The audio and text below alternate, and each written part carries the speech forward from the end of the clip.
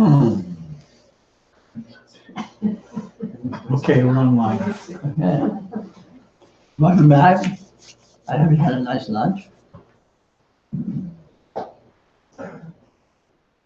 I'd like to take a moment to distinguish between yoga and philosophy. Yoga is strictly pragmatic. It is concerned with. Could you say that word again, please?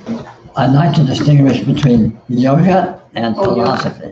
Okay, sorry. Yoga is strictly pragmatic. It's concerned with the individual working with their experience in such a way as to investigate and ultimately discover what it actually is. Philosophy is the theory that describes what is held to be here ultimately, and may describe various other aspects, such as about what one should do to investigate it and so on and so forth. But yoga is strictly pragmatic. In yoga, there's no rules, there's no laws, there's no descriptions. It's every man for himself, so to speak. Catch as catch can. Lie, cheat, or steal if it works for you.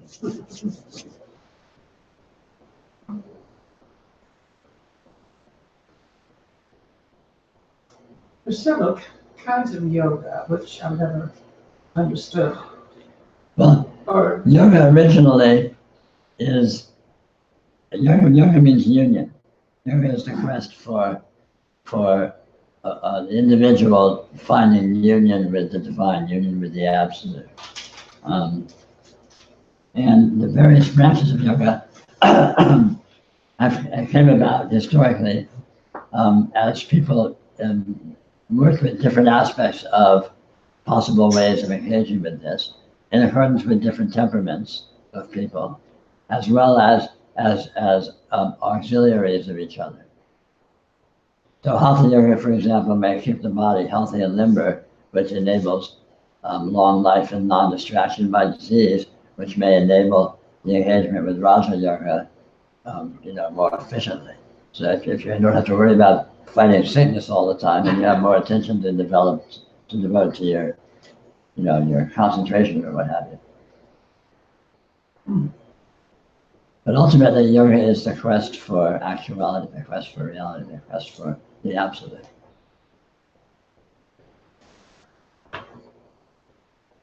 and I assume the word yogi is a derivative of that. Yeah, a yogi is just, practices yoga. yes, a yogi is one who does yoga. I mean, it's a traditional term. It's, it merely refers to someone who's genuinely investigating what actuality is. It sounds very overblown and exotic. I mean, to Westerners anyway, it sounds exotic. But it's very simple. It's simply the investigation of what is actually happening here, as we've been talking about all day.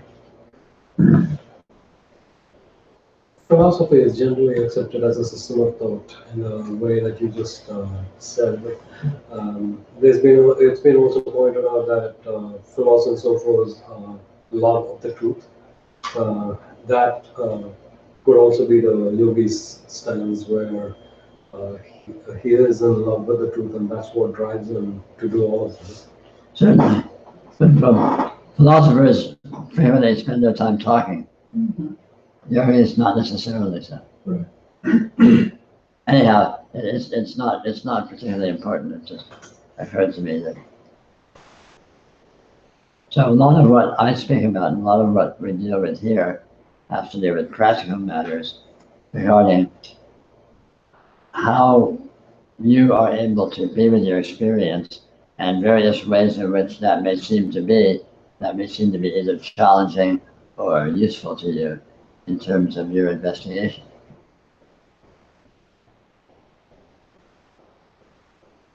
And I point out and reiterate again and again that the powerful fact of yoga is that actuality is already here. This is the absolute reality right here, right now. What you think of as your experience is actually the presence of absolute reality. So this is an enormous advantage. Since absolute reality is right here already, you can investigate it very easily and very readily and discover ultimately that you are nothing other than this absolute reality, which of course is the goal of yoga. Unknowing may be really valuable over this while just approaching whatever not knowing has just felt like well, I'm going to say this and it's not even true, but it's felt like a big shift, but it hasn't even felt like anything. But the unknowing is just, Yeah. I'm driving and I didn't even know what I was going to do. I mean, Yeah. it's just, and life is kind of like that. Yeah. I mean, it can be like that. Yes. And unknowing develops. Initially, the unknowing one discovers is by contrast with the knowing one thought one had and one thought one was doing. And so at first it seems like unknowing. But ultimately, as one becomes more sensitive and more refined, what seems like this unknowing is actually a most profound knowing, but it's a knowing in irrational and nonlinear terms that cannot be expressed conceptually or held conceptually in one's own mind. But they don't need to be. One becomes an expert at being what one is, very much the way, without necessarily being able to describe it, very much the way an expert swimmer or an expert tennis player is so, simply through prolonged engagement, not necessarily by being able to talk about it or think about it or read books about it.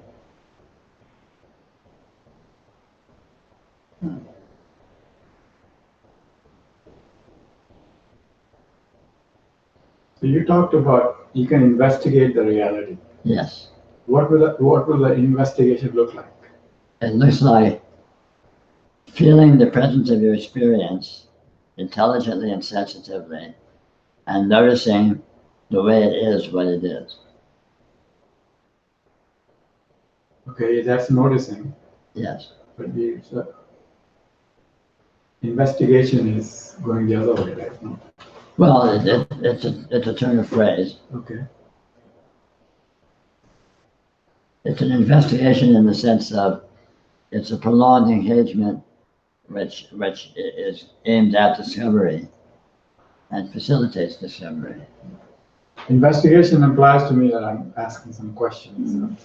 Yeah. Well, you're asking one question, what is this? Or what is experience? Or what is actuality? And that's a rather open-ended, broad question. So of course that leaves open a wide avenue of approaches to look into that. I just sort of made a connection with what you said, that because I paint still lifes from life, Yes. and when you were talking about investigation, oh, that's what I'm doing. Yes.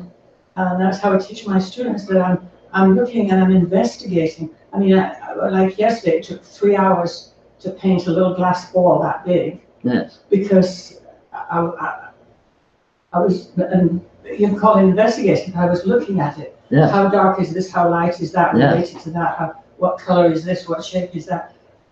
Yeah, so that's kind of, I could take that approach I use to my still life, and I think I sort of do in a way. Well, you do spontaneously, because as you say, the process of painting from life is an investigation, because you think you know what something looks like, but when you have to paint it, you have to look at what it actually looks like, Yeah. which is a different kettle of fish. And that's the issue with new students I have. Yeah. I tell them they really wouldn't need me, and some of them stay with me for years. I say, you would only need me for about 6 months. I'll just give you something. Because the teaching is in what you're looking at, not me. Yeah. If you look at it carefully and observe Yeah. every little nuance, because basically you're painting light when you're painting from light. Right. Then it will appear in the painting that you're making. Yeah. But it's very hard to get people to do that, because the level of observation is so intense, and it's not at all the way we tend to observe. Yeah. Because our brains are so efficient, they make shortcuts. Boom, that's treatment, but this forces the brain to stop making Yeah. shortcuts Exactly. and really look at it. Well, I could say the entire statement you just made, I could say exactly the same thing about my work. Yeah, I mean, I was thinking, what are you talking about? Yeah. Because that's what I'm doing for the 4 or 5 days a week. I'm spending several hours doing that. So. Yeah. I'm noticing. Of course you are. Is noticing, is the meaning of that meaning the same as paying attention to? Sure, You said something but different. it's intelligent and sensitive attention. So maybe you could clarify that, because the other day, you expanded that idea of noticing that it's not the way we just look at something. Do you recall? Well, no, I don't recall at all. You experience the presence of what its presence is. The distinction I remember, that I found really helpful was, we tend to have a particular noticing that we're focusing on something as opposed to an expanded awareness. Am I kind of expressing that somewhat clearly? Well, I don't know. We might have been talking in terms of focus of attention. And noticing isn't a focus of attention. Well, noticing, if a focus of attention is occurring, then we'll be noticing that. Yeah. But as we spoke about, excuse me, as we spoke about briefly this morning, focus of attention, which spontaneously occurs, does not actually separate out what it seems to be in the point of focus from the context. It's always a continuum, an inclusive continuum. So in terms of the visual field, I may be looking at you, but I'm actually seeing my entire visual field, even though you're sort of what's in focus and what's being emphasized. But if I look closely at that phenomenon, I'll notice that's actually a gradation, and it's actually inclusive, and it includes the entirety without a hint of demarcation or separation or differentiation of what seems to be being focused on from its context. It's all included completely as a gradient. And so noticing, in this context, would be noticing that, because that phenomena is always in play. Awareness tends to polarize itself as awareness tends to generate a point of focus. It tends to light on something, whether or not it's a thing, in whatever context it happens to be, spontaneously. And that's neither here nor there, but the phenomena itself is interesting. And especially since conceptually, we're in the habit of supposing that what we're focusing on is somehow special or more real than what we're not focusing on. And also we may think that what we're focusing on is somehow separated from or distinguished from what we're not focusing on. But if you look closely at the phenomena, you'll notice that's not the case. The full field of experience is always included. And so noticing would be simply noticing that. And the conceptual overlay mind is what creates the boundaries, Right. the imagined boundaries. Exactly. Boundaries are imagined. So if I think you're a separate entity, I essentially imagine a very precise outline exactly around you, and everything inside that outline is you, and everything outside that outline is not you. But of course, there is no such outline, is there? Everything is just a continuum. It's just here. There's no lines. There's no breaks. There's no discontinuities at all. Experience is absolutely continuous and inclusive. So that is, for lack of a better way to put it, that is my next step.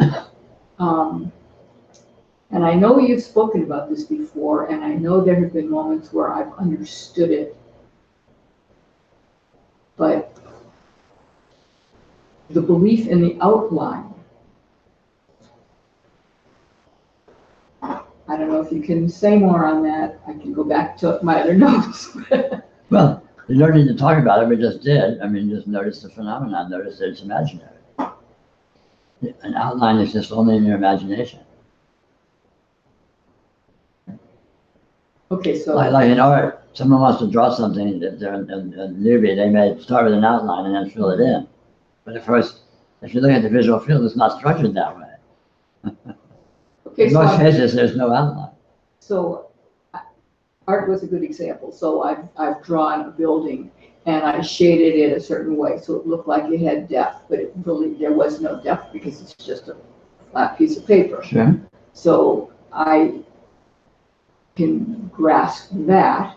So I'm looking at the dark brown and I'm seeing the blue water. Mm-hmm. But what I'm hearing, it's the mind that's creating that separation. Now, does that have something to do with if I let the eyes go soft and fuzzy? Not necessarily.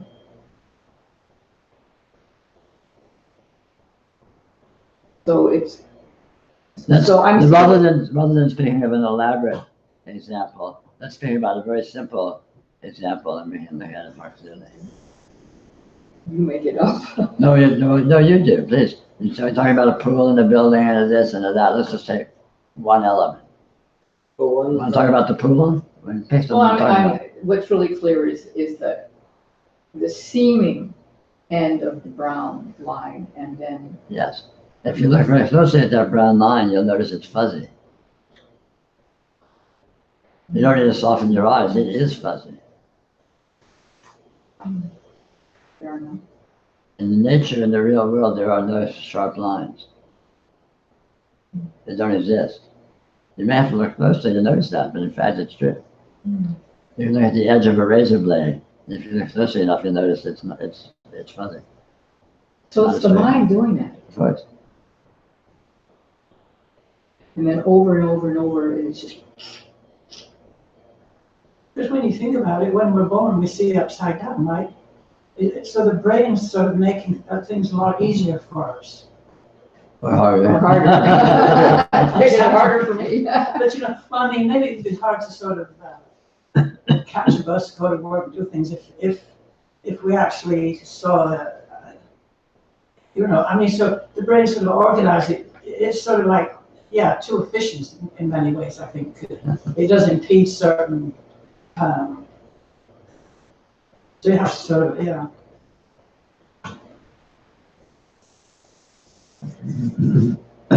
at the macro object level, that seems helpful, kind of being objective in that way.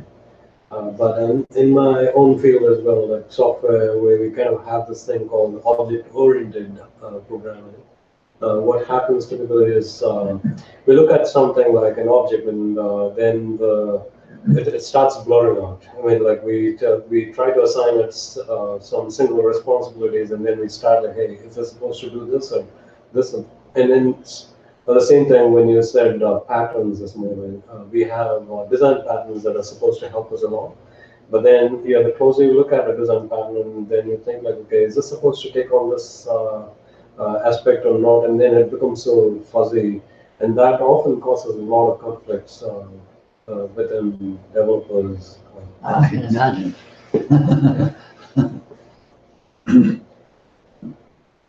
When I was painting that glass ball yesterday, there's certain places where the edges disappear. Yeah. Because, as you said, there are really no lines.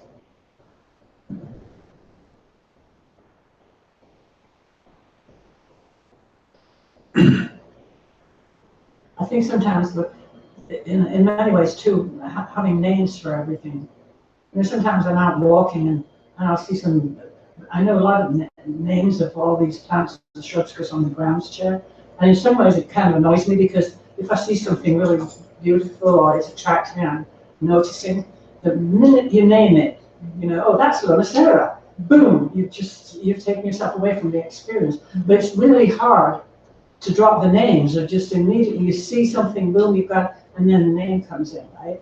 Yeah, but again, as I was speaking about this morning, the trick is that even when you're naming something and designating something and thinking about it, the raw experience of it is actually right there, hasn't gone anywhere. And it is actually possible to notice it. So you can say, oh, it's this is a whatever, but then you can still notice the sheen of light on particular leaves and notice the uniqueness of that. I mean, shift back to your artist perspective of, well, what am I actually seeing here? Mm-hmm. If it doesn't go away, even though the mind is busy trying to make it go away by over-defining it, oversimplifying it.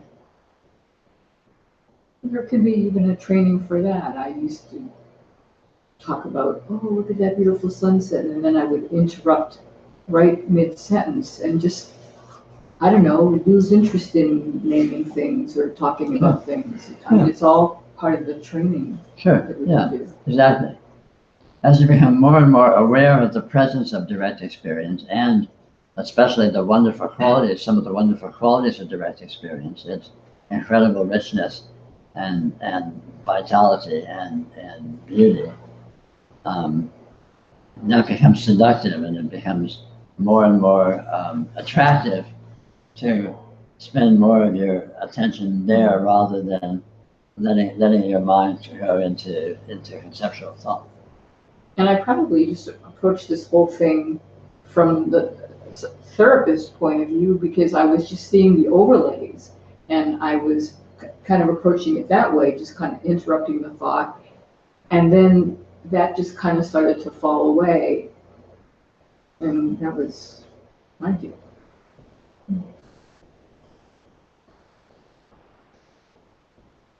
But what I'm just hearing you say is just feeling the richness of it. Sure. Yeah, well, then I can. And I mean, initially, and along the lines of what we were just talking about, in yoga, initially it can seem to require some effort or some forcing focus of attention, intentionality to do this. But fairly quickly, it becomes a seduction, or it pulls you into it and draws you into it because it is so enjoyable and so luscious and so beautiful, so rich, that it becomes less of an effort and more of just a joy, an indulgence to just be with the amazing richness of experience. And conceptual thought becomes much less interesting. Yes. It's like living in a place where there's beauty, where you're living in a tiny paltry house, and right outside the house is an absolutely beautiful landscape. And you might stop being interested in going into the house, and you can be out in the beautiful landscape. And it's a little bit like, it can be a little bit like that in yoga eventually. You know, conceptual thought's there, but who cares, you know? It's not particularly interesting. And it becomes clearer and clearer that it's just mental games and arrogance that the mind's playing with itself, trying to assert its self-importance. It essentially has no importance whatsoever, or relevance for that matter. It's experienced kind of like most of the time is an interference with. Yeah, but then eventually one discovers it isn't actual interference because again, it does not block or impede direct experience. It coexists with it. And then after that, one discovers that even the presence of conceptual thought is itself a spontaneous appearance that is not, conceptual thought isn't really conceptual thought.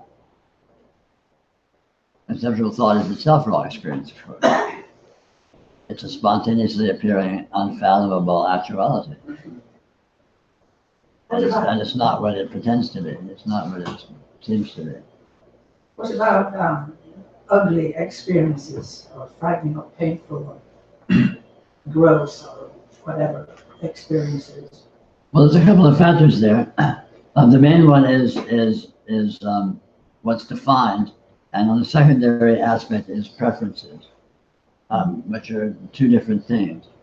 So a certain amount of ugliness has been defined into existence by our programming, but there is also intrinsic preferences where you may prefer, like for example, you may like the taste of one food over another food. It doesn't mean the food you like is better and the food you don't like is ugly, but to you it is because of the way it meets your palate or what have you. So these kinds of preferences, intrinsic preferences, because of the specialization of the entity that you are, is organic, you could say. It comes with the system. But then the conceptual overlays of what's beautiful and what's ugly is a complex narrative that one relates to. For example, in some context, someone who sees social interaction a certain way might think certain kinds of social interactions are rude or ugly or inappropriate. But someone with a different mindset of social interactions might have different opinions about other actions. So these kinds of things are relatively arbitrary, being defined into existence by a narration, but as opposed to preferences, as I say, which is more inborn and more individualized. So I think like an inborn preference, like if you see a suppurating womb with lots of maggots crawling about, I think humans are hardwired to be revolted by that, or Yeah, maybe so. watch a beheading or something. I mean, those kinds of things where. Well, maybe so. I think there's probably some people who enjoy watching beheadings. Yeah, Sure, there are some, that's true. I know one of Maggots, them. all that. no, I'm not me either. Yeah, I'm That's just great. wondering now, because I've always, I mean, I think all of us have found that if we're on a beautiful beach and with ourselves, or we're looking at, you know, beautiful views, we feel more connected to sort of union or whatever. But then I'm thinking about how does one work in that way with the opposite of that? I mean, would we still be? Again, it depends if the opposite of that is a preference or an interpretation. But in most cases, what you do is look at the actuality, the experiential actuality. Look at it as if, don't look at it subjectively in terms of your reaction to it. Look at it objectively as if it was a phenomenon, as if you were to paint it, assuming it was a visual phenomenon or some other phenomenon. But then how would that work with, let's say there's an animal being tortured or something? Right? Suppose you wanted to paint a picture of an animal being tortured. Well, that You would be study, funny. you would study, part of you would be going, oh, this is horrible, I've seen an animal being tortured. But the artist in you would say, well, let me see how the light is striking here, let me see what colors showing. Well, wouldn't that be just going? Well, maybe you wouldn't, maybe you wouldn't. That's my but- preference. No, of course, but, and that's fine. I'm not recommending you do that, I'm answering a question of how to approach it. But probably then artists paint horrors. Of course, Yeah. But what you're talking about is our narration. If we yes, can't Yes. even see that this is my narration, the whole possibility flies out the window. yes. Yeah, when early on in yoga, one begins to become familiar with distinguishing between interpretations, narrations, and direct experience. So I'm interested, you take the notion of beheading and you think it's all horrible, but you're starting to describe the way the light is. In other words, we're not seeing this thing we imagine. Right. We're Which seeing. is a narration. So say more about that, just bit by bit by bit. Well, in what sense? I mean, there's narration and there's direct experience. Right, so if we took the example of a beheading. Okay, let's have a beheading. So the people that are doing the beheading have a narration where it's not just justified, but a good thing to do and a noble thing to do, I suppose. Yeah. And then people who do not subscribe to that perspective may have other perspectives which might include, oh, this is a horrible, barbaric thing to do. But both of those are narrations. But the thing itself is not a narration. The phenomenon, the presence of the light that looks like a sword, the presence of the, whatever. If you were watching it, exactly what you would experience would just be raw experience. It's patterns of light. Yeah. And then the narration creates a backstory that tells you what those patterns of light are. But the narration is essentially arbitrary. I mean, in the sense of, as far as how true it goes, it's not arbitrary because you will have the narration that you do have because of your background and so on and so forth. I've been in a situation for the last month or so that's not anything that I like, and but it's occurred to me, even though I haven't been able to just jump out of the narration, that it's like this is the only reason this is the way it is because of the relationship I'm adopting towards it, or the narration Yes. that I'm doing. And that if my narration was anything different, it would be a completely different situation. It's real obvious to me. Yeah, It's that's not right. like it's really helped me so much. Yeah. Well, it has in a way, because it lets me know that the blame isn't on, you know, these exterior things. Yeah. It's just my take on it. Yeah. It's really clear. That's right. And I think we're taught. There's a lot of us have probably seen it. That thing Baraka, where they go around the world in 105 millimeter, and they're shooting all these beautiful images. And there's these kids in the dump in Bombay, and the camera's coming up at them, and they're looking into the camera, and they just have a sense of nobility, and like they're not made to be ashamed because they're poor. Like in this country, they'd be like, oh, I'm a wreck, and it's just such a visceral hit off of what's happening to us all the That's time. so You know, we just accept it as this is the way it is because everything around us is confirming it. Yeah, that's why they have those stories that you read where some guy's looking for the answer, and a leper comes up to him and he's covered with all these, you know, maggots and everything, and he's kind of like that, you know. And finally, when he accepts it, and helps the guy out, then the guy turns into something else, turns into this deity, and he says, "There I was." Beauty and the Beast. Yeah. Another story. Or you could be starving for some maggots. Exactly. That's right. Here's lunch. Yeah. Yeah, we have these agoris in India who Yeah. practice this, where they go into the graveyard, kind of Oh, Yeah. I saw a documentary eat on dead bodies and stuff, Yeah. just because they believe they have to get past this notion of preferences Exactly. and ideals of Yeah, what so- is disgusting, what is Yeah. not. Yeah. What are they called? What's that? Agoris. Agoris, yeah. Yeah, there's- Someone AGHO. did a documentary, he went around, it was a Westerner that went, he was joining different groups, spiritual groups, and that was one of them. It was really hard for him because they had this test, which was something horrible, like maggots or something like that. And I don't know if he actually went through with it all, but he was very brave and he tried, but it was very interesting. I mean, I got what they were sort of trying to do, you know, which is kind of what he's talking about, the narrative and I'm talking about it without necessarily having to actually eat the corpses. Although you feel free. But you wouldn't have to eat the corpses if you didn't have the belief that that was gonna be Yes, your salvation. exactly. Let me tell you, I'm a vegetarian. I can't do that. that's true. Fully vegetarian. Yes. That's dead vegetables. Yeah, that's right. Dead vegetables. Somehow not quite as bad.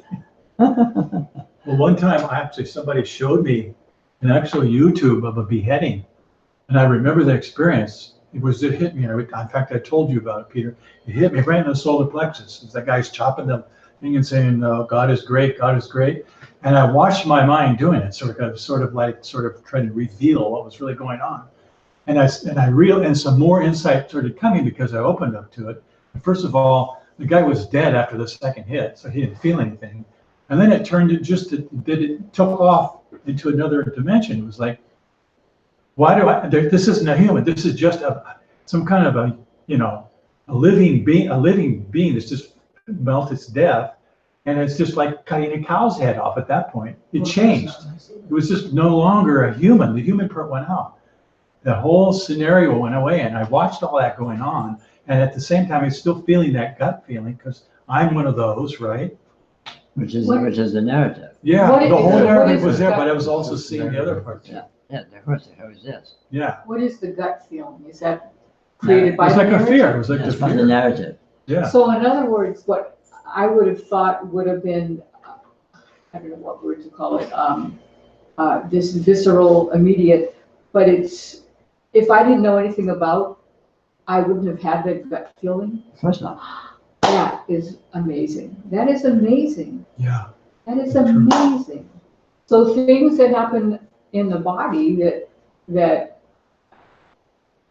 I make Basically, an A interpretation. rule of thumb, all personalized emotional reactions, and all, as well as if they have bodily symptoms like tightening up or what have you, are all reactions to stories, to concepts and narrations. Because I didn't realize if this was a personal, how did you say that? I don't remember. Personal narrative. Emotional reactions. I didn't realize that that would have been from a narration. Yes. Everything that humans classify as emotion is always a reaction to a narration. The actual emotion is a field, is a sea of richness. It's not differentiated into anger and love and hate and all these various things. What about a sense of like, wonder and awe? Is that kind of, I mean, I know it's all one thing, but. Well, to a large extent, wonder and awe is a reaction to finding oneself outside the narration. So in a certain sense, it's still a reaction to the narration, but it's a reaction to the cessation of the narration. It's a reaction to the cessation of the. Yes. Wow. So that other day, I still. It's like, it's the old joke, you bang your head against the wall and it feels good when you stop, It feels good when you stop, but so you stay stopped and you stay stopped, and well, I banged my head against the wall 30 years ago, and maybe it doesn't feel so good, it just feels normal because there I am hanging out. But the contrast, it feels good by contrast.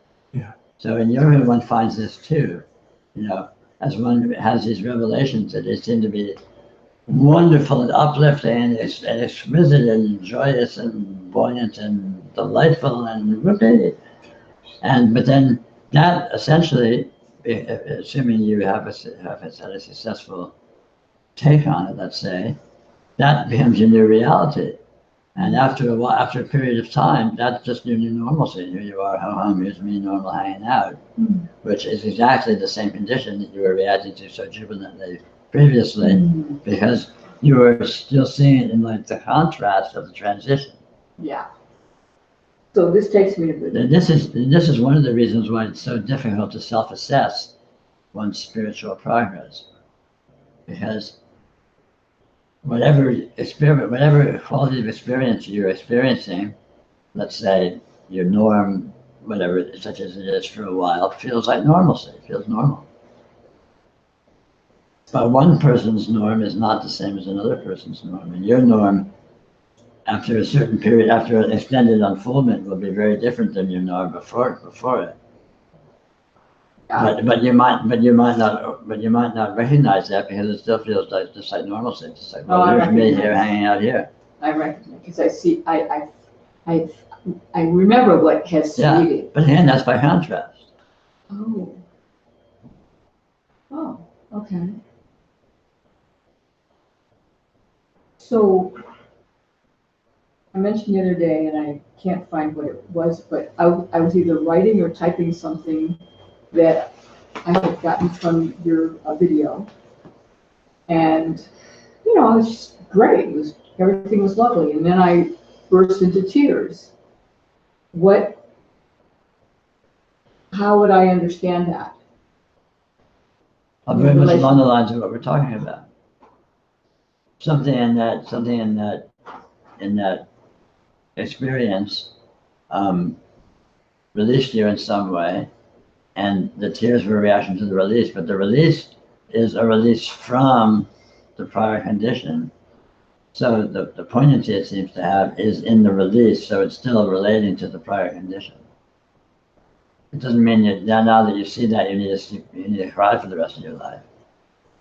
It doesn't mean. Now that you see it, you need to cry for the rest of your life. Oh, I see. In the transition, there's a whatever reaction, but it tends to taper down and smooth out because the degree of contrast dissipates. So this contrast thing is interesting. It's very interesting. I think it's really important, that aspect.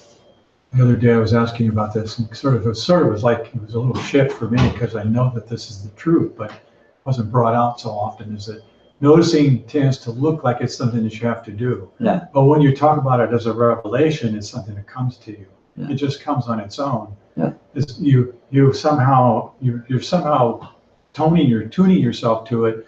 But then there's the revelation. It may result in tears. It can be laughter. Yeah. It can be many things. But like you say, after that happens for a while, then it becomes the place that you live. Yeah. You're not, it's not the reaction mark, because you're always seeing that. Right. Yeah, the And then reaction it is comes to the just point by where contrast. you can just look at something and you go into that state. Yeah. Without any effort, you go into the Yeah. revelation state. Yeah, well, eventually that becomes, the That's revelation the becomes your place where normal you state. are, You yeah. are, that's. You can always see what it is. And realization is continual revelation. Yeah.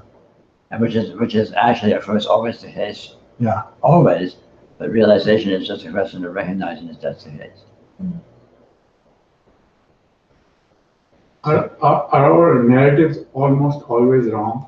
Always, not almost, always. Okay. Simply because narratives are interpretations which are basically conceptualizations, and actuality is inconceivable. It's literally inconceivable. It's too infinite in terms of the quantity of information. It's too unstable in terms of how long it persists in time. So any particular condition exists only for zero time, and it's already changed. And even as it exists, it's infinite, and you can't possibly, even in that instant, you can't encompass the entirety of what it is. So the conceptualization is always a vast oversimplification. And so concepts of these oversimplifications, so then we build narrations out of the oversimplifications. But the concepts don't encompass the things conceived of, the conditions conceived of. It can't happen. See, my narratives are root cause of all my suffering. For everyone. For everyone. I thought I was special.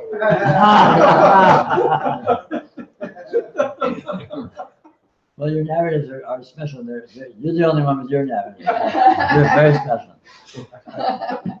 But that doesn't still take away the value from the narrators in as far as they are currently presenting themselves. Like my memory of that infinite information is vastly inaccurate, it's Right. totally off the mark, but it's still presenting itself in this moment. Yes, And therefore it has that dynamic nature of. absolutely. So if I focus on its dynamic presence Yes. as opposed to its content, Yes, then I can use that as a path. exactly. In other words, conceptualization or thought, mental events are not actually concepts. They're not actually mental events. They're actually themselves spontaneous, infinite apparition. Even though they pretend to be concepts and pretend to be referring to other conditions. But of course, actually, thought is a spontaneous event in the instant, just like vision is a spontaneous event in the instant. But the about is The about is the lie. The about is the falsehood. Thought is not about anything any more than vision is about anything. Thought is about its own apparition in the instant, just like vision is about its own apparition in the instant. So I was reading about apparition, and I think I've got some unclarity about that. So I understand that nothing is what I call it or think it is or interpret. But the question, so is everything seen, is everything in experience an apparition? Yes. I guess we need to hear a little more about that. Well, it's an apparition in the sense that it's appearing.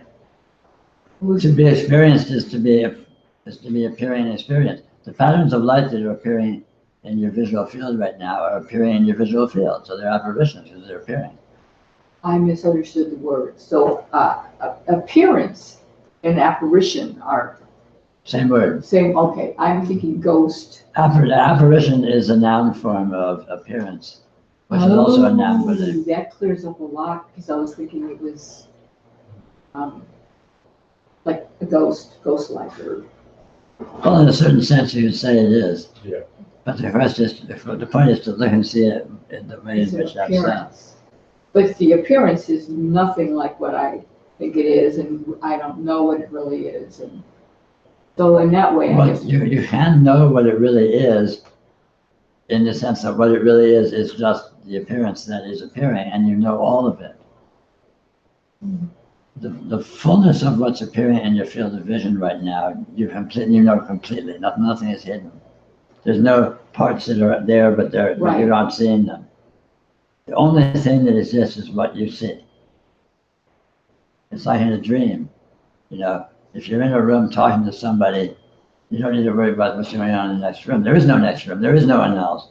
The only thing that's there is what is appearing. And that would include the narrative too, wouldn't it? First, It's like it seems that language or conceptualizing of this, it creates an either or, and it's not. No, it's not. No, it's It not. can't be that, it's what can't be expressed. It's Right. this. Is there anything that goes away when if the narrative stops? I'm just trying to think, like, for example, if somebody has a stroke in their language center, not uncommonly, they'll say, there's just, all problems went away, all apparent problems went away. There's nothing left but peace and wonder. What would go away if narration ceased is a sense of limitation. Yeah. Limitation is defined into existence. Yeah. You know, in any sense, in the broadest sense. Yeah. Because experience itself again is an infinite continuum without demarcation. So it's pretty hard to derive any kind of limitation from that. Yeah. Which is, you know, narratives of course create that. It's sort of their stock and trade in their medium is to use limitation, use the separation, differentiability of separate conditions and objects and entities and such. So from your subjective experience, all the limitation is gone. For the family and the people around them, they see all the limitations. Yes. And feel bad for you. Yes, which is their narrative. They say you've lost something. Right. And you would think good riddance if you were aware that you had lost anything. Right. Perhaps. So there are also meditative practices which haven't worked exceptionally well for me in slowing down and or stopping the narrative. I'm just curious if you have any experience with that or have any thoughts about that as a practice. I don't know that particularly, so I can't really comment. Okay. But it's always interesting to look at anything, as long as you don't hinge too much importance on it one way or the other. Yeah. Because as an investigation, it's certainly interesting. Yeah. The meditation. I mean, in my experience, oh, sorry. Sorry, I'm just trying to understand the question. Some meditative practices that involve supposedly thought slowing down or stopping. In my experience, thought is generally spontaneous and occurring and unstoppable, and trying to slow it down or stop it, in my experience, more typically involves the pretense that one's doing that than the actuality. Right.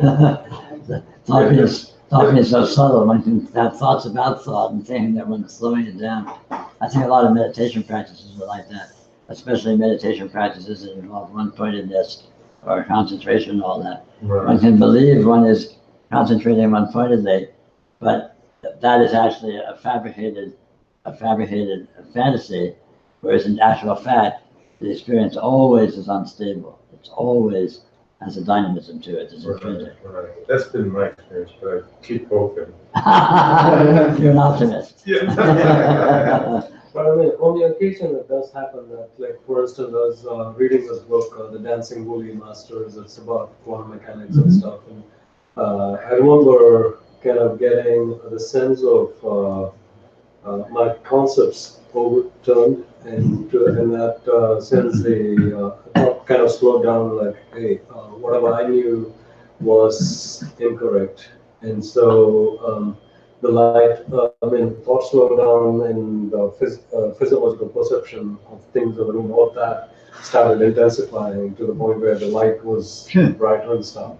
So, but then I like again, I don't know, other than like stupid poetry, for instance, what if I could use things like that as a systematic way, because you can experiment, but ultimately it's not necessary. You don't need a medium, because as I say, uninterpreted experience is always present, And it is actually possible to direct your attention to some degree, if not absolutely, to direct experience, which emphasizes the presence of that in your awareness and minimizes the presence of thought by contrast, without necessarily needing a medium.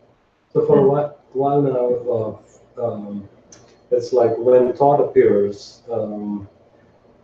I have been paying attention to the physical sensation of it, as opposed to the content of it. Would you say there's value in that, or? That depends what you mean by physical sensation. The actual apparition of thought is interesting.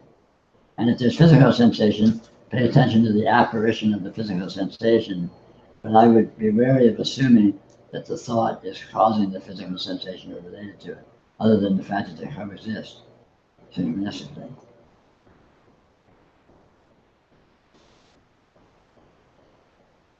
In the instant, the entirety of all phenomena across the full spectrum of your experience appears completely full and independent of each other. So what you're seeing, what you're hearing, what you're feeling, what you're thinking, whatever, all may, in the instant, is exactly the way it is, appearing spontaneously. And no portion of that is causing any other portion of that. They synchronistically appear, like if there could be some kind of multidimensional camera, they can take a snapshot of your experience, the entirety of your experience in an instant, bang, it would all just be there. And thought, but conceptually, we have these ideas that things are interrelated on. There's thought and there's physical sensation, and there, empirically we say there seems to be some interrelation of I think this and I feel this and all this. And that may be fine as far as the empirical analysis goes. But immediately, in terms of the direct phenomena, it all just appears synchronistically in the instant without interaction.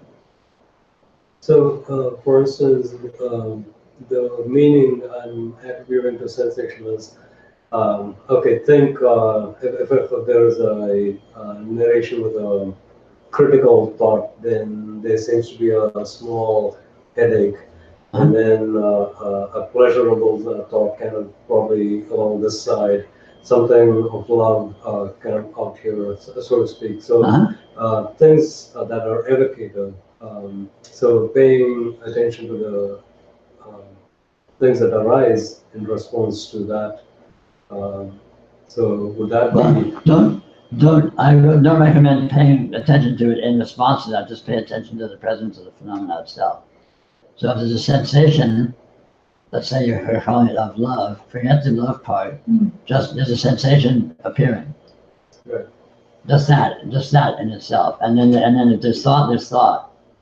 And there's this, and just the naked, like an objective observer would describe it, without any definition or content, that there's a sensation, there's a feeling, there's thought. Yeah, I'm not labeling it that way.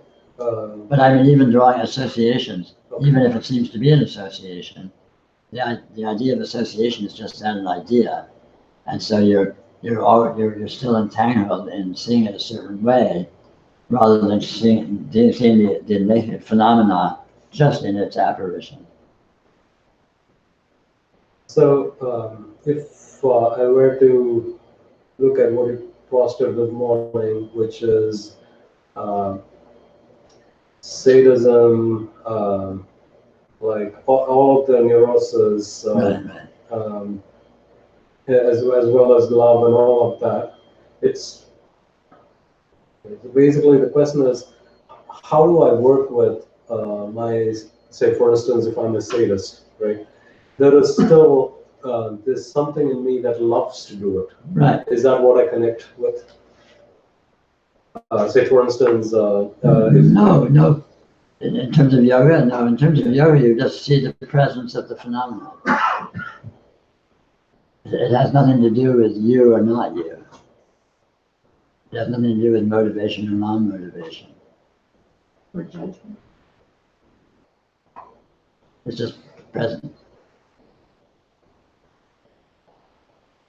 So as neurosis unfolds, you just look at whatever it is presenting. Is that? Look at how do you know something is present? You know something is present because something is present. So look at what is present. And it and its presence isn't self-defining itself as neurosis. You're defining it as neurosis, as a narrative. It itself is just some, let's say, mental flavor that seems to be appearing. So it's interesting that you're saying that the thought arises, everything rises simultaneously. Yes.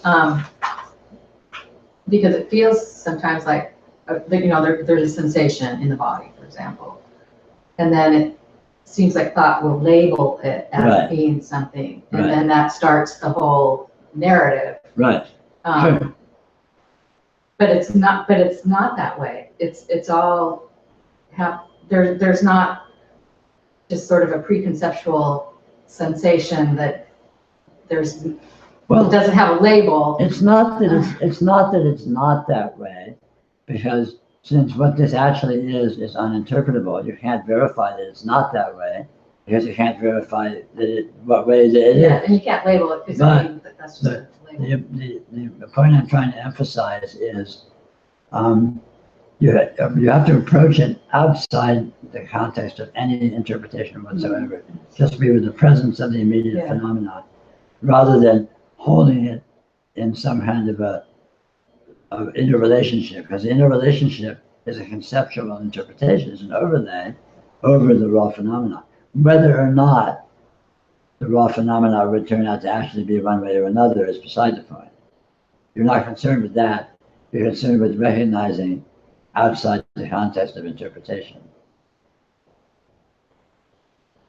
No, you're not concerned with what you're recognizing. Right, Just that it is. because we're so, conceptualization, interpretation is so insidious. Yes. And we're so steeped in it, a lifelong brainwashing, to recognize that actual experience is outside that and it's beyond that is the point.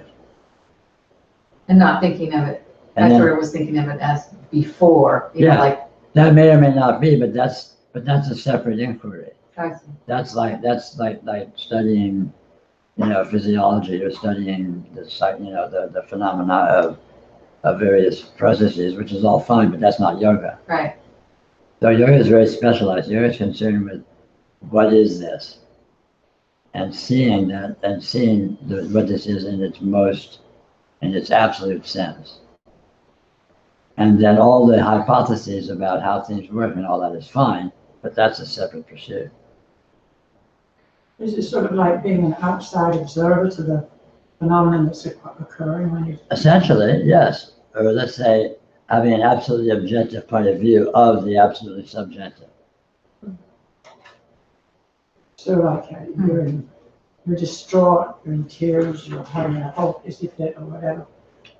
If one can just observe that. Yes. And what is this? And Yes. I used to work with dissociative patients that experienced a lot of trauma in their lives, and I started using this myself because it worked so well with these people with terrible trauma, and we would work with them and ask them to just observe where is it in the body, what does the feeling look like? I mean, Sure. I say like sharp pieces of that, and how Sure. does that and that kind of thing. And as they did that, it would sort of dissipate. And then I thought once I was going through something really traumatic, and I thought, hey, I teach people how to do this. Right. Physician heal thyself. Yeah, and the key is not being in conflict Yeah. with what's going on. And so I sat on the edge of my bed. I remember it distinctly. It was just a horrible experience I was going through. And I started to do that. Well, where is it in your body? Okay, is it here? And then there's a little bit there. What does it look like? What does it look like? Oh, yeah, and so I got really into it. And then what happened was these terribly intense feelings started to go, and I was kind of like, come back, I wasn't finished, because so in a way, I was just thinking about what you were saying, that's sort of how to do it, Yes. but to just do it more, and not just in traumatic situations, Yes. but in all kinds of situations. Yes. It can sort of be, and I Exactly. think sometimes, and it would also help the patients with this, is to first feel body feelings, help you get to where you're going, you know, see how is the body feeling? Oh, look, my fists are clenched, and just observe things like that, and then, Sure.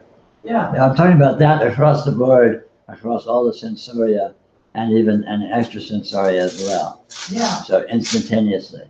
And I recommend doing it without the intermediary steps of turning the sensation into a visual and this and that, That's true. which is fine. That takes it into another concept. Right, which is fine, but I mean, it's practical. I understand the point of doing it, but one can accomplish the same thing without that intermediary Yeah. by just being with the phenomenon itself outside of any context. And when it's outside of context, it accomplishes exactly the same thing you're talking about. It's no longer, an emotional reaction to this, that, and the other. It's just this. And right away, what you have is this, which of course includes all of itself. Someone once told me that a good practice, not that an espousing practice, because it goes against what you're teaching. Well, I'm not negating practice. Anyway, whatever. To imagine a Persian rug, and again, often I use these things when a lot of crisis is going on, and things feel chaotic and that kind of thing. And if you imagine a Persian rug and how complex that pattern is, just put yourself in the center of the rug, and there in the center of the rug you see the pattern, but you're not in the pattern. And and again, I know it's using another concept, but that can help you get to that place of just that little bit of distance, so you're out. Yeah, absolutely. You're simply observing. Yeah, and analogously, again, I recommend the same thing, but without the intermediary step. Yeah. Which does require the trick of being able to do it, admittedly, but it is doable. Is it normal or common to have the body sensations and feelings just seem like a bigger part of the experience? It seems like they're more present all the time and just noticed all the time. Sure. Is that just I guess every journey is its own, but just seems like more and more as one pays attention, that just seems to occupy more of the field, I don't know if you can call it. Sure. Releases the feelings. Yeah, just it's noticed much more often all the time, isn't it? Sure. I mean, ultimately that's true with everything, and also everything smears together into a continuum rather than seeming to be these discrete phenomena of this, that, this feeling, and that feeling, this feeling, this feeling, and it has the richness of all the specifics are there, but they're not discrete. It's just a very rich, complex continuum. I have a little curiosity. Should we take a 5-minute break and get a tea or have a tea, whatever? Tea or pee?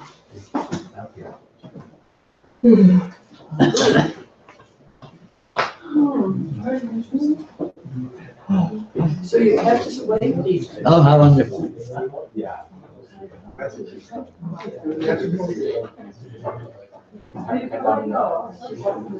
see you again.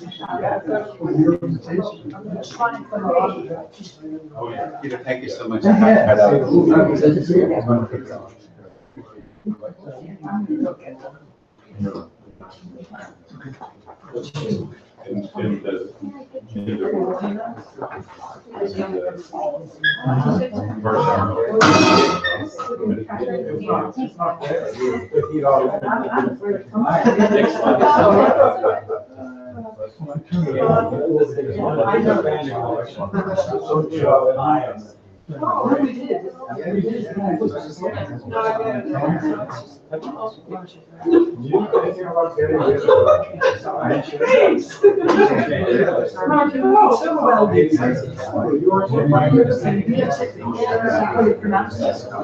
and I'll say Nancy.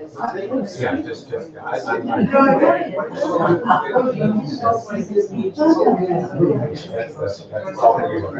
I just noticed that. Thank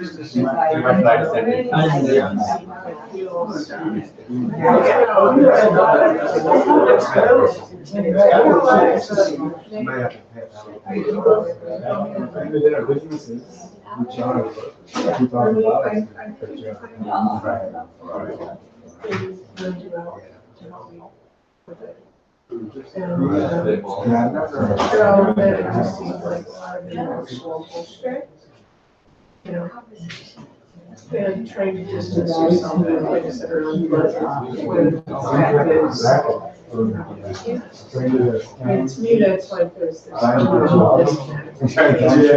saying you have to experience things directly. What if everything you're experiencing is when you're really and you want it to stop. And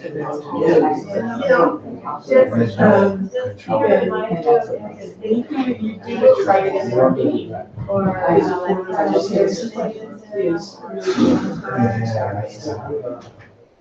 I can't now. But you see what I'm saying? It's just like something, you know, you're supposed to experience everything as it is directly, you know, or you're intellectualizing, distance. I mean, it's human nature. The question is, do you draw out To do anything other than that is things that insane. happen? Things that a certain way, you know, but it's never that way. Yeah.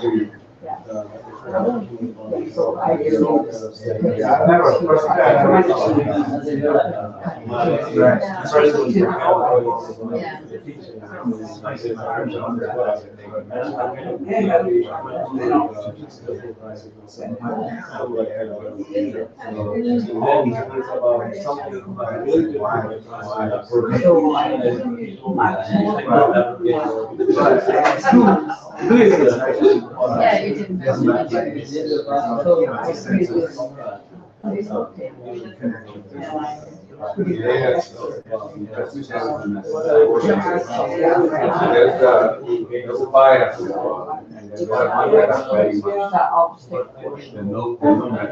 you're doing this year or last year or you're starting? And then there's So I don't see those on his website. Are they somewhere else? No, they're not. I'm taking his. But they're usually put on the website. Oh, you know, these are people. Oh, I see. He's So who does that? Peter does that? Oh, I didn't. Oh, so you have, when you do the video conferences, you have audio. Oh, you audio. I have,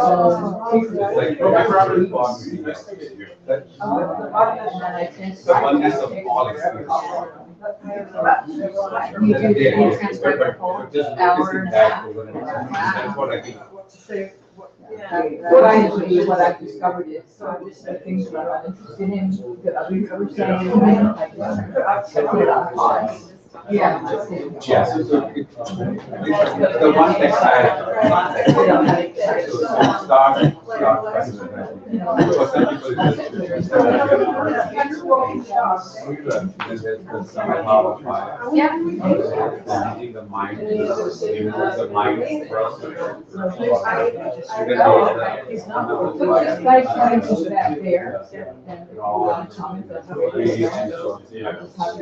That's one way is Yeah, I listened to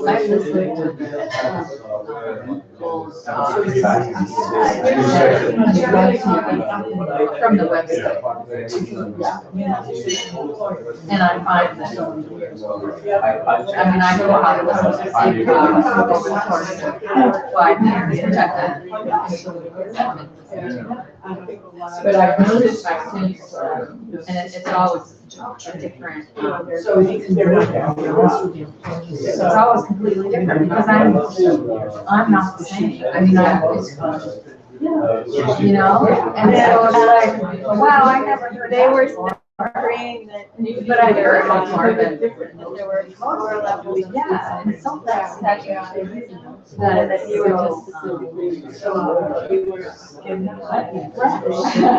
Every time. you Or it's like a novel, or you know, some other thing you read. He's like, wow, there's lots of approaches. Well, it seems He has no approach, just he's talking about, he kept talking about We're saying, saying that there's just sort of. like, if you don't notice, then that's Like, cardio. and I just find that so That you're, you don't do. You know, I actually went back to 2010, where he kind of started, and that was pretty much where I started. Well, it's probably before that, maybe it was around 2010. He was giving no So, yeah. And, yeah, the level, notice that, and Yeah, yeah, they're like, just notice more. it's just, you know, and that's what he's going for dinner or something, and it's fun to listen to the restaurant, which of course there's traffic, there's no choice, but where he's just encouraging people that are, you know. What they call it, yeah. Well, you're like. Because of his, I've noticed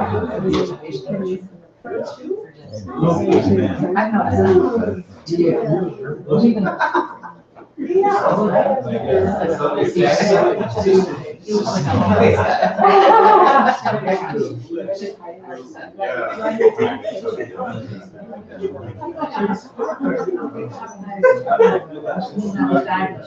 Even. So maybe it's just. Yeah. Yeah.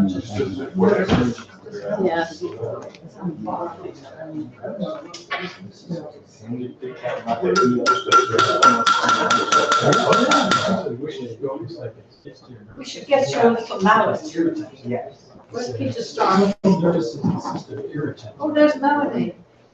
Oh, Alexander, how are you? I'm good, thank you. I'm glad you could get here. Yeah. I had another thing this morning. Did you come here last time? Were you in this building? This place? I think so. You found it easily enough. I love this place. And I was just complimenting Peter Starkey, because he sent the email around with the directions. And I thought, wow, the directions. I think to this place. So I said to him, I said, you know, I said, I'm gonna print them out, because we save them, I'll give it to people. He said, "You can vote." That's how it came. I thought I did that, was that brilliant?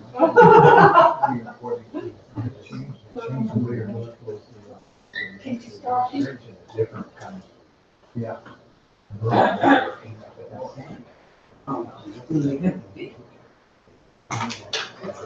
Yes.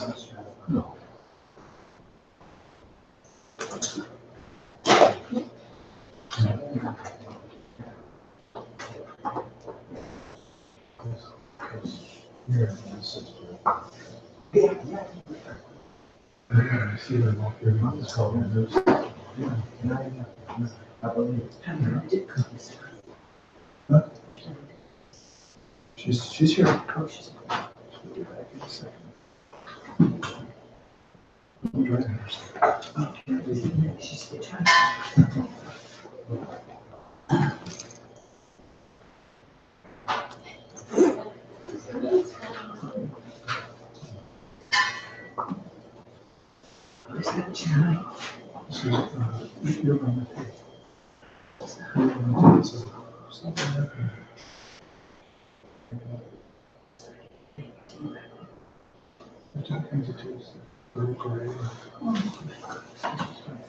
Is there something set up for Wednesday? I There heard is. that about Yes. this, but I don't know when. Yeah, I'll let you know. We were still waiting for confirmation. So what time are you? Green Lake Library, 1 to 3 p.m. 1 to 3 on Green Lake. I'll send that. Welcome back. So Peter, I'd like to come back to your answer to Peter's question earlier. when he's like, if somebody loses their faculty to think, Yes. you mentioned that that person will lose limitation. Yes. So is there some use for limitation, and what is it? I don't know. Okay. I mean, in fact, we humans use limitation all the time in our discussions, in our talks, in our conceptualizations, in our communication. But from the point of view of yoga, it's important to notice that limitation does not actually exist. It's imagined into existence for the purposes of communication and abstract thought, in human semantic systems. But that loss of faculty to think, will that also result in loss of faculty to experience? I don't know, because we're talking about brain damage or physiological changes, and I don't know what effect that would have. In terms of yoga, yoga does not necessarily involve losing the ability to think abstractly or to fantasize and so on. But yoga enables one to recognize the difference, recognize that fantasy is fantasy and actuality is actuality, and not confuse the two. The problem from the point of view of yoga is confusing the two. When we think that our ideas are objectively true, like in racism, for example, you think that some person of some race is inferior to you, and you think that's really true. You think that's how it is. It's out there in the world. That's the fact. That's an example of taking a fantasy and interpreting it as being objectively true, which really limits you because it isn't. So you're a crazy person. You think you're living in a world that you're not actually living in. So the goal of yoga is to discover what world are you actually living in, what are you actually, and how do you live in this world. And yoga reveals that. Yoga answers that question, and the answer is very different than the consensus reality worldview answer. Yet you'd need a mind to be able to distinguish that. I'm thinking that, It depends what you mean by mind. You don't need a mind. There's no such thing as mind. Mind is not a separate entity. okay, if there was Alzheimer's, there is no, where it would be the facility to, experience anything. I don't know. I can't talk about Alzheimer's because I don't have that experience. Okay. Because, well, I never did. But I can talk about this. Even without a body, actuality is the way it is. Actuality is what it is. Actuality exists beyond space and time. Time and space appear in actuality. Actuality does not appear in space and time. So the consensus reality fantasy is when you're born into space and time, and then your experience starts. And actuality is the other way around. Your experience is eternal, and space and time appear within it, and your birth appears within it. So they have the cart before the horse. They suppose that, the materialist hypothesis supposes that consciousness is some mysterious outgrowth of biochemistry in the brain that's based upon physiology. In actuality, the existence of matter, the existence of physiology, the existence of bodies and brains depends entirely upon consciousness. These things appear in consciousness because of consciousness, are made of consciousness, and ultimately resolve back into consciousness.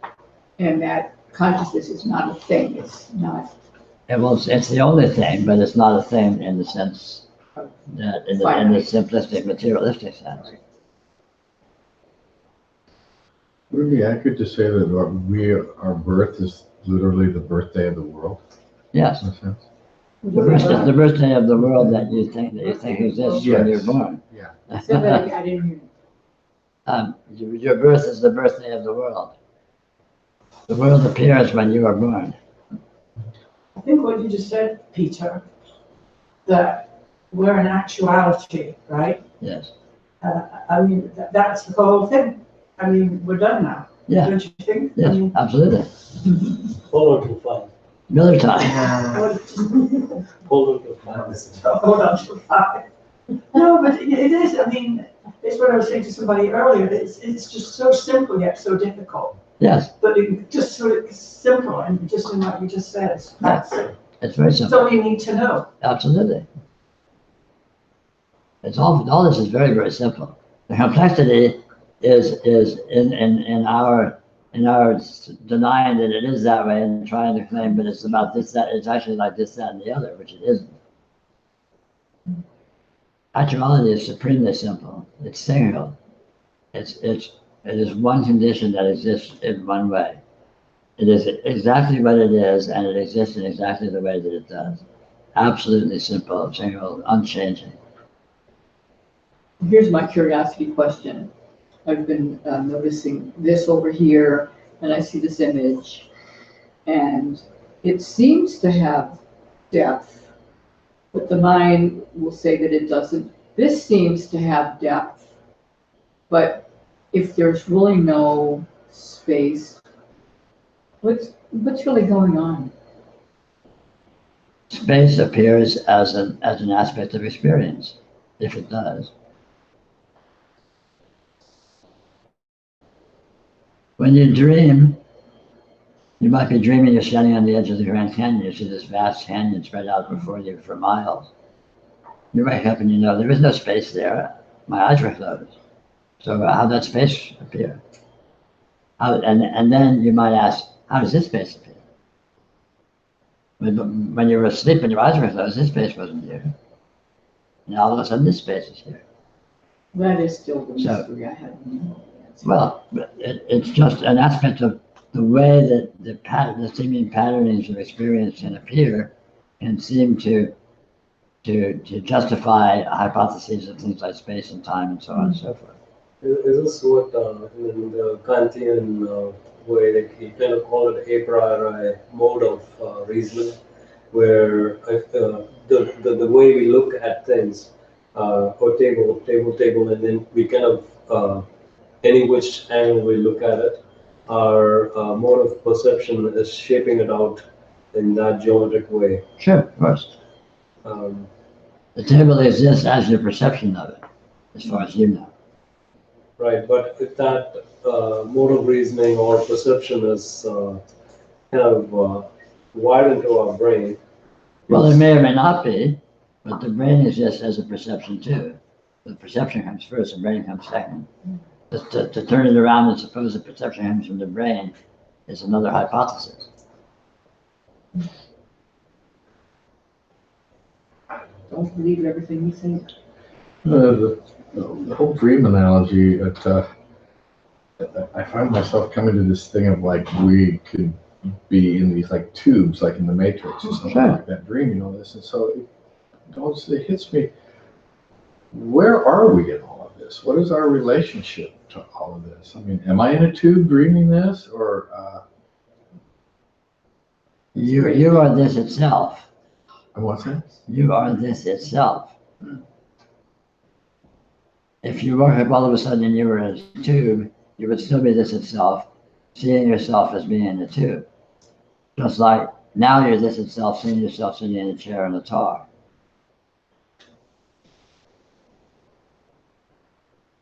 You're not in this space, the space is in you. And other space, this space can disappear and another space can appear, and it would likewise be in you. You would still be right where you are, which is beyond space and time. So you're not anywhere, or you could say you're everywhere if you like. And that you is a capital U. Yeah. Well, it's the only you, but yes. The actual you, as opposed to the imaginary you, the pretend you. So one of the reasons why it's so hard for me to shake off this notion that, well, I'm creating a space, I am doing all of this, is that there's a strong degree of correlation with what the dream elements are telling me to. So, for instance, when you say, okay, this is the hypothesis that the perception comes after the brain. The brain creates Sure. this thing. Now, all of science, all of the literature is doing a lot of experiments based on, hey, if I put an electrode here, then you'll have that perception Yes. here, and so on. And so it kind of becomes hard to shake off objective feedback from the environment. Yes. And then plus, this is not held in vogue, as in the stuff that you're saying is basically, I can make sense out of it because I've been exploring this, but then it's kind of more like a very weak, it's very weak compared to the bombarding of the environment.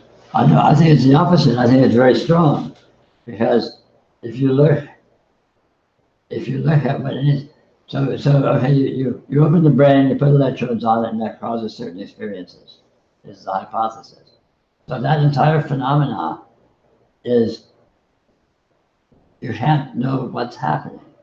Synchronicity seems to be that way, but you can't know. All you know is that there's this appearance of patterns, and then there's appearance of patterns, and there's appearance of patterns, and there's appearance of patterns, and there may seem to be some degree of consistency among them, but never an absolute degree of consistency, because experience is always unique. In other words, if I touch an electrode to the brain, you might see something, but I don't know what you're going to see. You don't know what you're going to see. And I touch an electrode another way, and you see something else, and it doesn't repeat. It's not precise. It's always a cascade of unique newness. Experience is always moving from unique newness into unique newness. At every instant, you experience qualities that you've never experienced before and will never experience again. Always. So seemingly, these seeming consistencies are only consistent if you don't look very close, because you can't touch an electrode to a brain. You have the particular electrode, which you touch to the particular brain in that particular instant, which does a particular thing, and those particularities cannot be repeated. The myth of repeatability in science is just that, it's a myth. From generalizing, if you touch an electrode to a brain, you get a vision, let's say, or a response. But the particular electrode to the particular brain, the particular response is totally wide open, completely unpredictable. But and that brain exists at all means that it appears in experience. That electrode exists at all means it appears in experience. That vision exists at all means it appears in experience. So experience is the absolute, undeniable common denominator. Without experience, there'd be no brain, there'd be no electrode.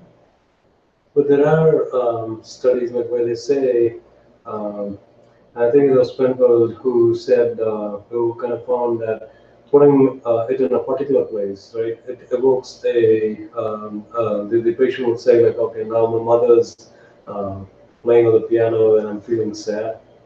So there is some kind of a recording going on there.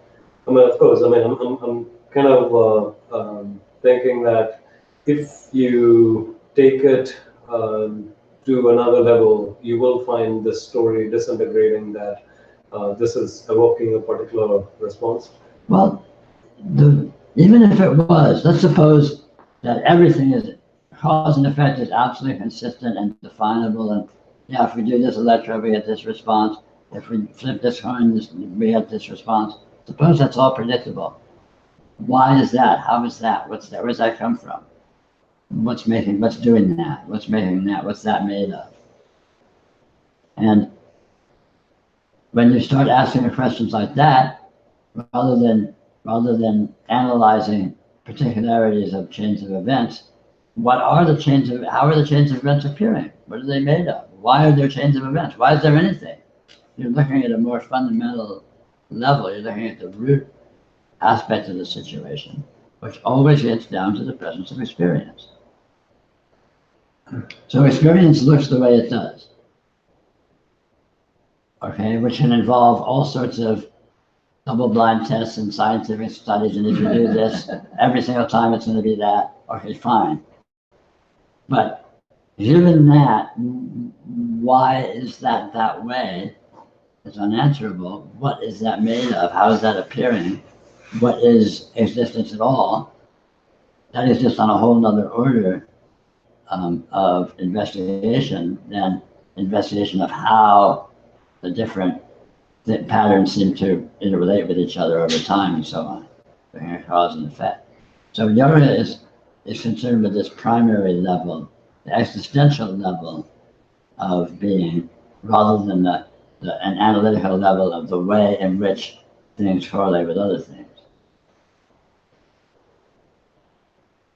Because ultimately, those questions are unanswerable. You know, they can look at it, they can maybe find that it seems to be that way, but at the end of the day, they will not ultimately be able to say how that's so or why that's so. You know, they might say, well, it happens this way because neurons are this way and neurons respond to electromagnetic energy in certain ways and blah, blah, blah. But they won't be able to say what a neuron is, what electromagnetic energy is, you know, what the space and time are that these phenomena are appearing in. And any unanswered aspect of a situation leaves the entire thing open-ended, because there may be information in that unaddressed aspect that completely flips the entire thing upside down.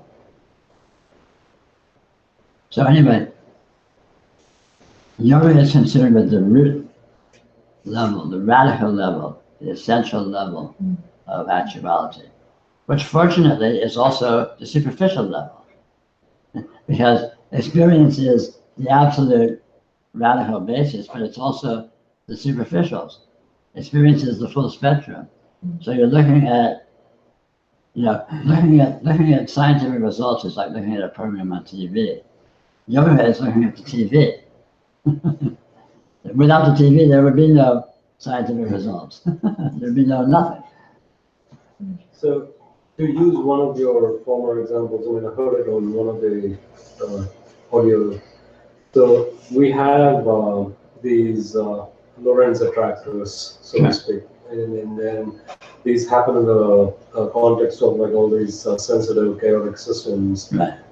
Now, I might say like, hey, this whole thing about putting electrode is like one of those attractors, Sure. and I'm just picking up a narrow corner where I can kind of say something about it, but then underneath that is like a whole lot of chaos as well. Sure, exactly.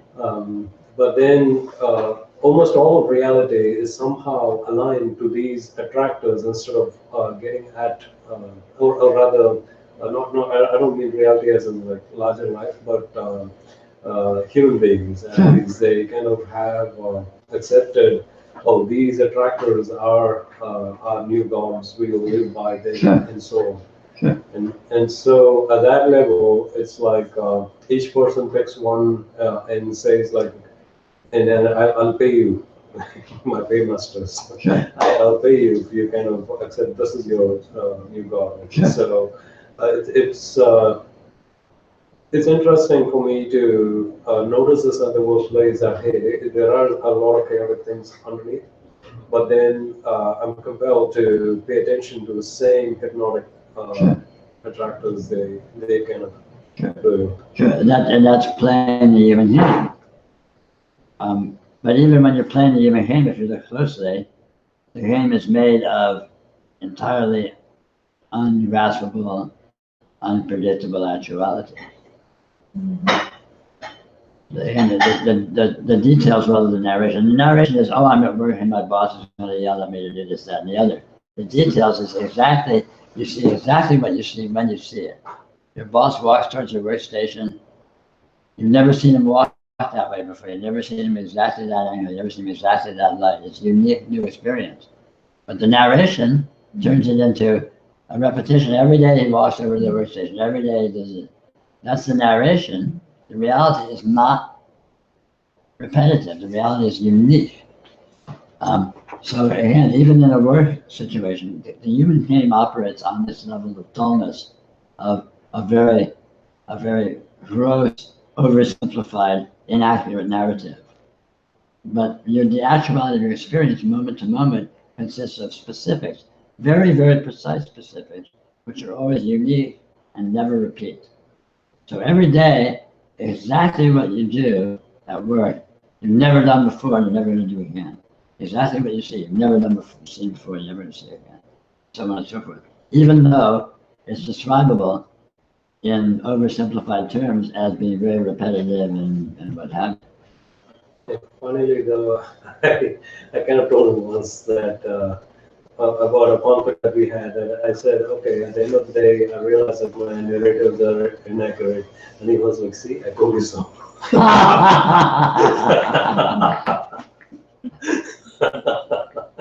Good boss. Can you say a few words about, like, there is no time in actuality? Yes. If you look at the phenomena of time, all you can find is the present moment. And if you look at exactly what that is, it's easy to say present moment, and it's self-evident that it's what's now. But if you look very closely, what exactly is this now? What is it? Is it stationary? How long does it last? You know, if you begin to look at it very carefully, you'll just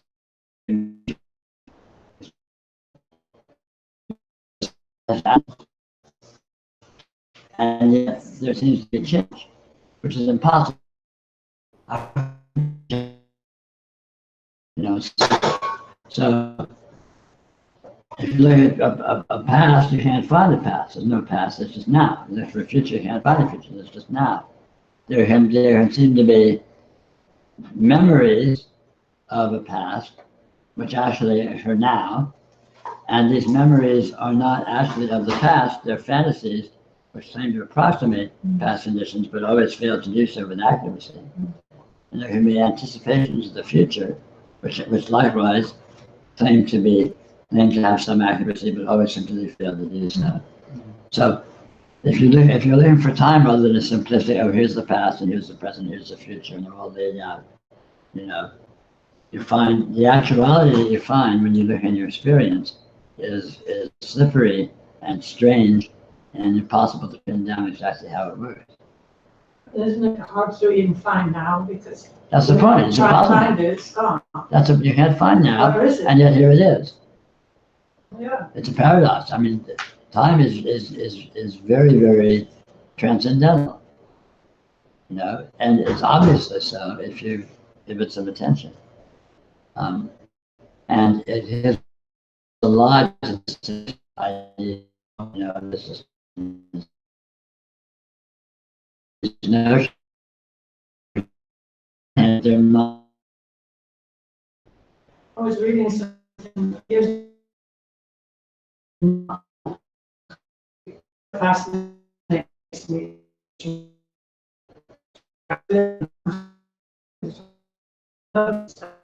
More, but I was trying, and then I had this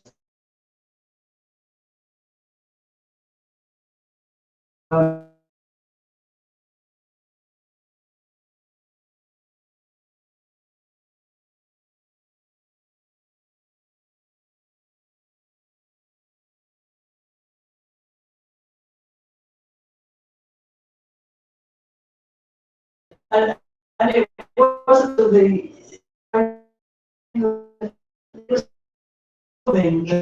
the bird was there, then it was there. Sure. Bird, there wasn't any time. Sure. The only way we know time's passing is because the hands on the clock are moving. Mm-hmm. It's always just now. And space. To me, the time thing is easy to use, but can you break it down with the space thing? Well, everything appears here. I see that light over there. I see that cloud in the sky over there, but what I'm seeing it is here. So the over there is being spin dodged to existing contact. And if I was trying to look precisely here, as if it was precisely spread out like a three-space grid or something, I don't find anything like that.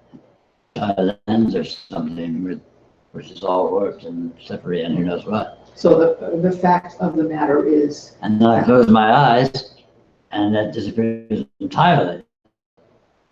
And So the fact of the matter is, whatever is being seen or heard, is being experienced here, and that, it's been experienced here and now. Look and see for yourself. well, yeah, but I didn't, When you see the sun, which is supposedly 93 billion miles away, whatever it's supposed to be, I you're remember, seeing it here. yeah, I remember you telling us that back in 2011. I wrote that whole thing down, but I forgot about the space thing. You were talking about sound. That was the first song I'd ever heard. Yeah, so thank you for reminding me. Those are two things I can't wrap my head around. No time and no space. Well, don't worry about no time or no space. Just notice that time is different than we usually think of it, and Right. space is usually different. Yeah. Space appears to a perceiver. So the space that you experience, no one else experiences. Yours is unique. And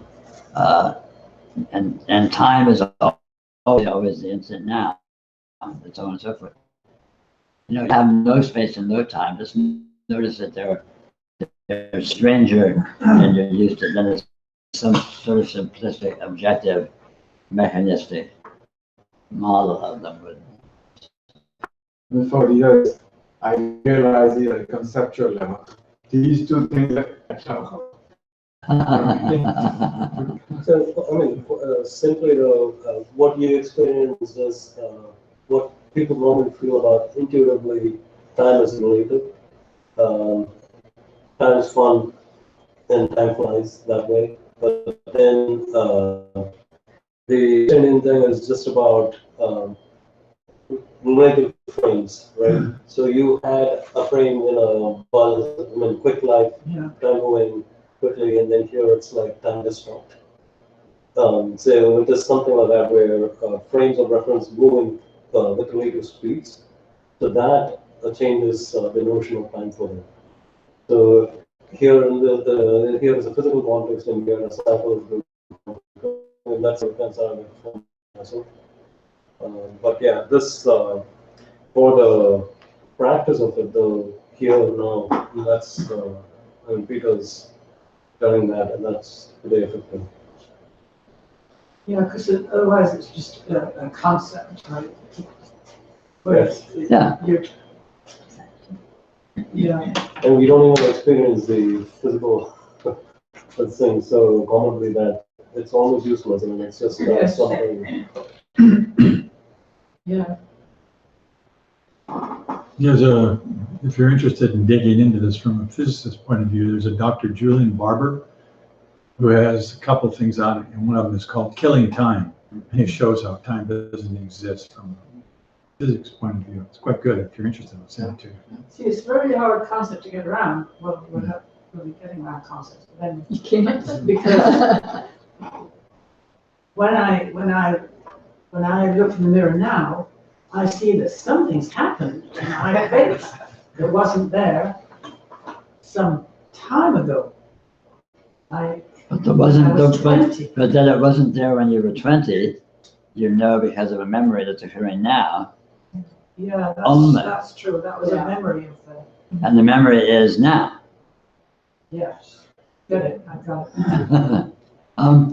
We're gonna go for about another 10 or 15 minutes-ish.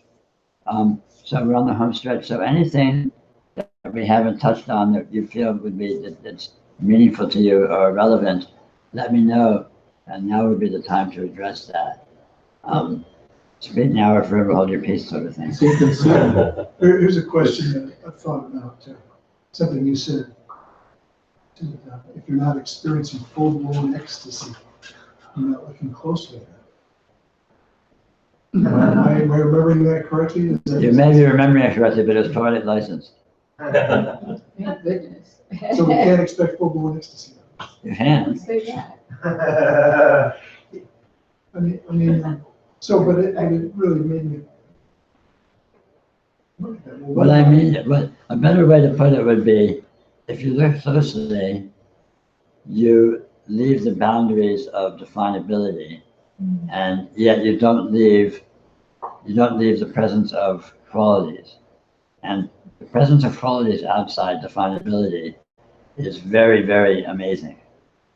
I don't think I'm taking liberties in using the word amazing, even if ecstasy is a little heavy-handed.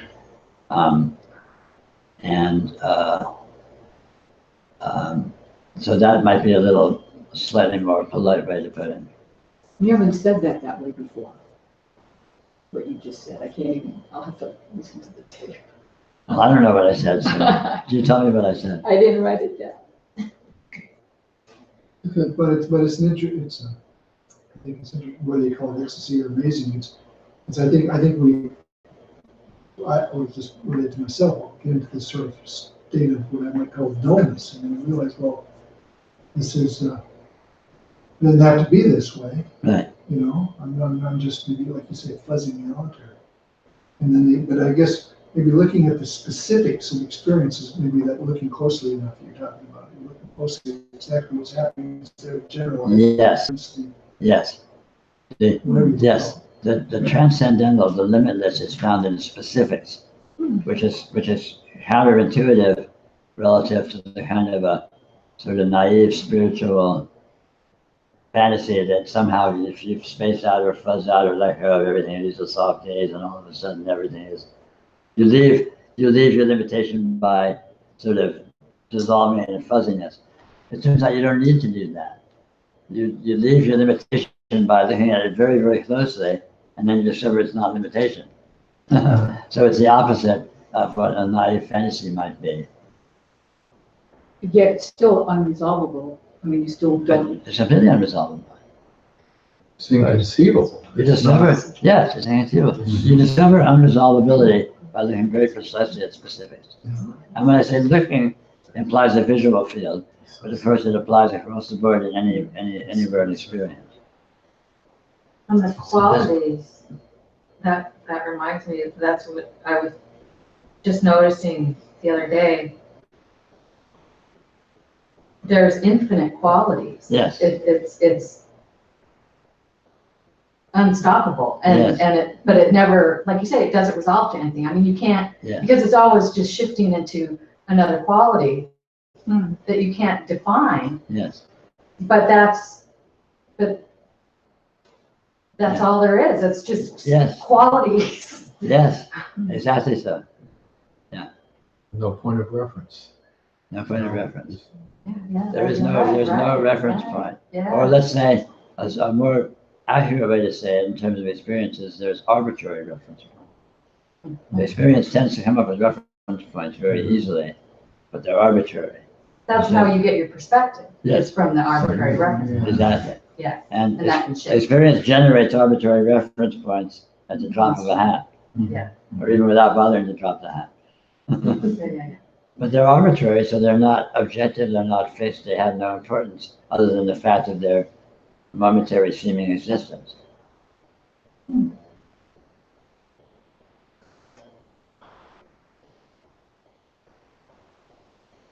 That's why a lot of people that kind of try to be precise in what they're talking about will say, well, let's get a working definition of what we're talking about. Let's define our hypotheses. They know it's not the way it is, Yeah, but you have to to. build on that axiom or whatever it is. Sure. Build the structure up. That's what math does. Builds this entire very complex structure based on these things that are just like, like putting tent posts in space. It doesn't have any real relevance to reality. The perspective has to be defined into existence, because there is no Yes. particular perspective.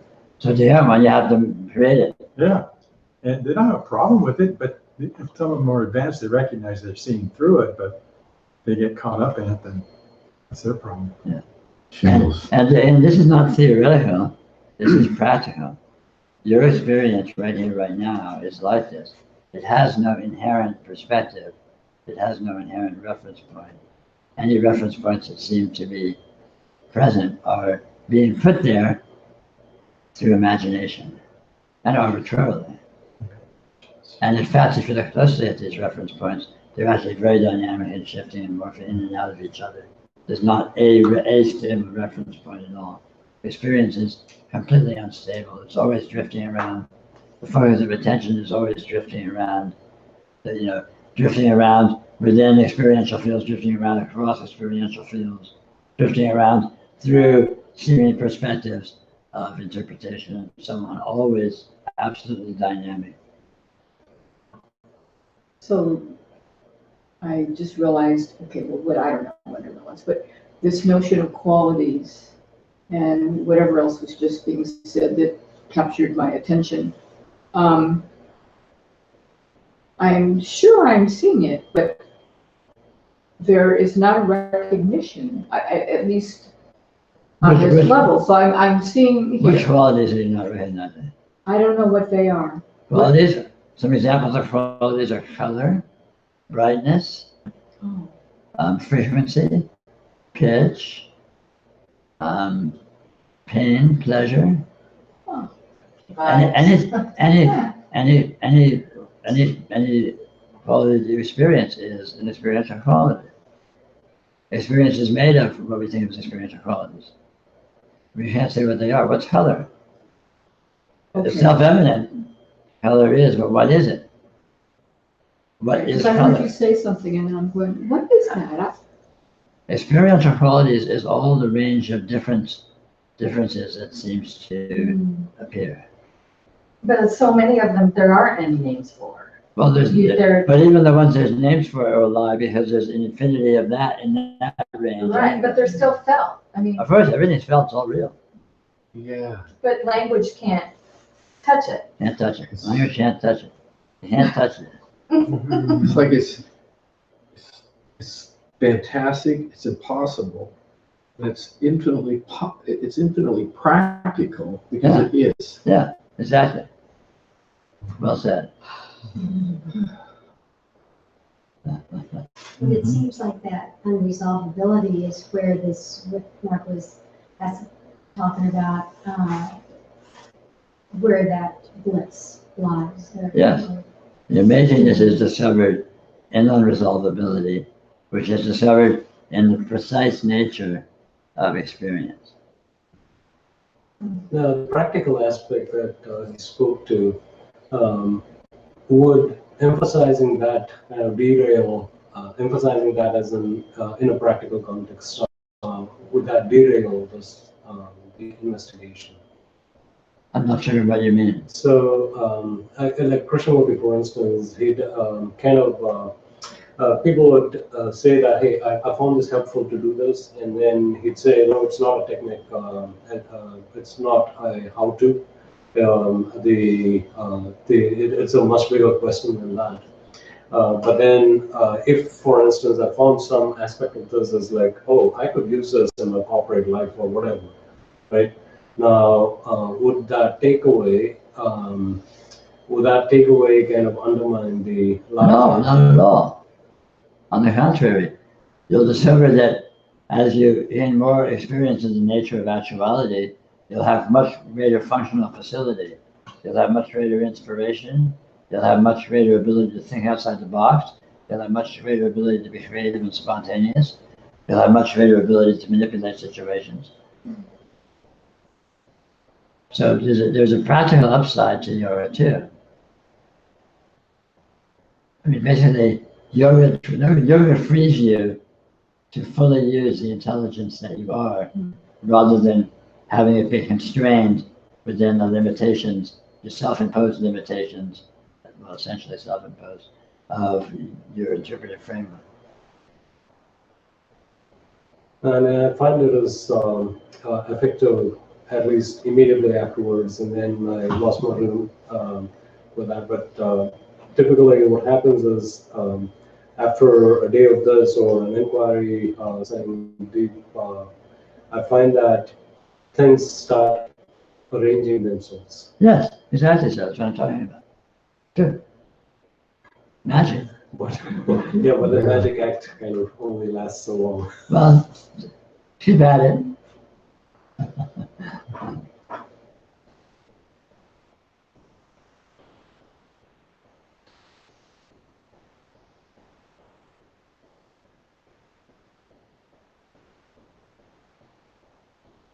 Dear, could you talk a little bit about self-organizing systems and the whole idea of this being self-organizing? Well, certainly, this is completely self-organizing.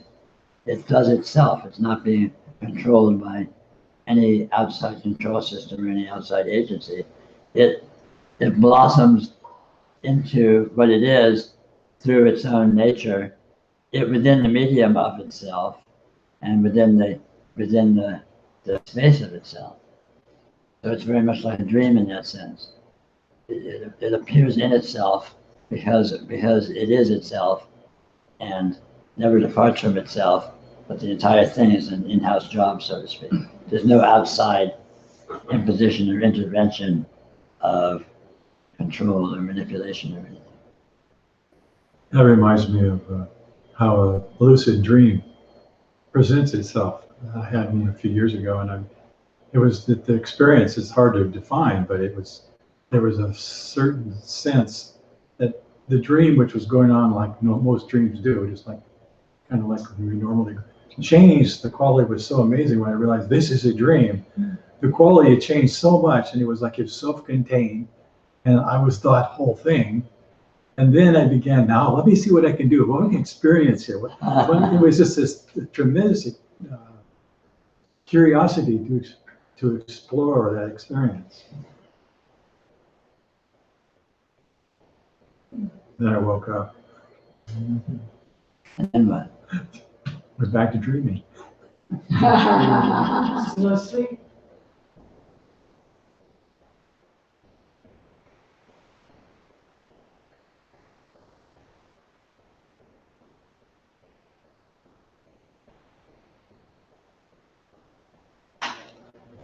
Well, I'd like to say thank you all very much for joining me today. Thank you, Jesus. I feel like it's been a good talk, and I hope you've enjoyed it, found it valuable, perhaps.